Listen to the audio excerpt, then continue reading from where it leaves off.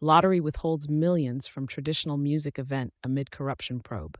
The National Lotteries Commission, NLC, has recently taken a firm stand by withholding a previously approved grant of R1.2 million intended for the South African Traditional Music Awards, SAMA.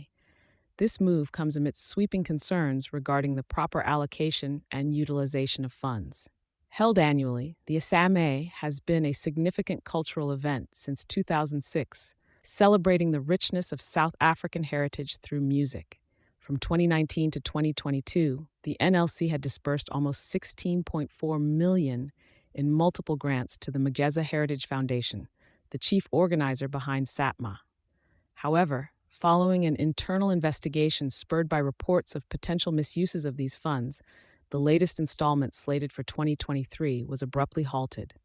The NLC's action aligns with its broader mission to cleanse itself from the stains of corruption unveiled in past investigations by the news outlet Ground Up. These investigations led to a turnover in the NLC board and management in 2022, propelling a renewed commitment to accountability.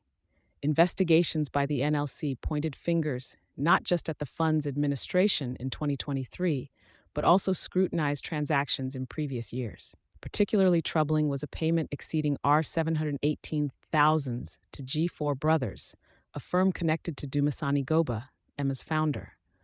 Goba, in his defense, described the payments as legitimate fees for services including event management and production.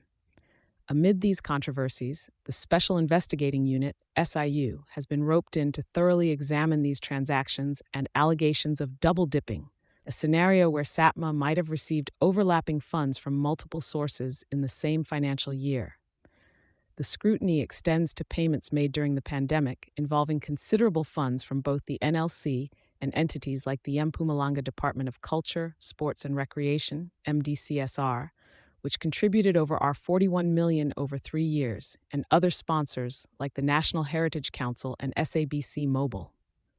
The spotlight on this funding fiasco intensified when the Mpumalanga government, having secured hosting rights for SATMA from 2021 to 2023, proclaimed the event a major economic boon.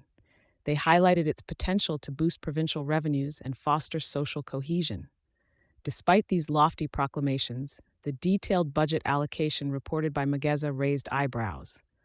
Out of a total R1.2 million budgeted for 2023 by Mbuyane, half was allocated not to the event's direct costs, but rather to personnel salaries, stipends, and travel expenses.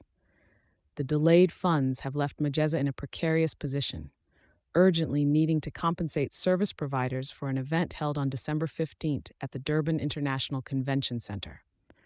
Representatives from Mbuyane remained tight-lipped, citing ongoing investigations by the SIU and directives from the NLC as reasons for withholding detailed comments. As this situation unfolds, it starkly highlights the challenges and responsibilities that come with managing public funds, especially in sectors as dynamic and culturally significant as the arts.